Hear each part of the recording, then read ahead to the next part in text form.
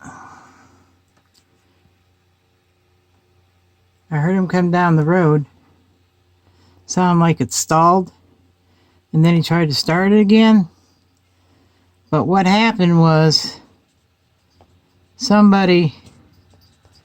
he moved over for a car and landed in our ditch.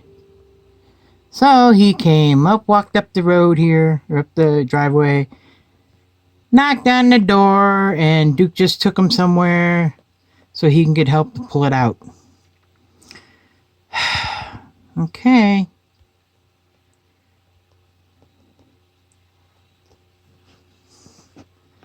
So, yep. Move over for a car and you end up in the ditch. Walk up the driveway and come knock on our door. And Duke took him to go get help.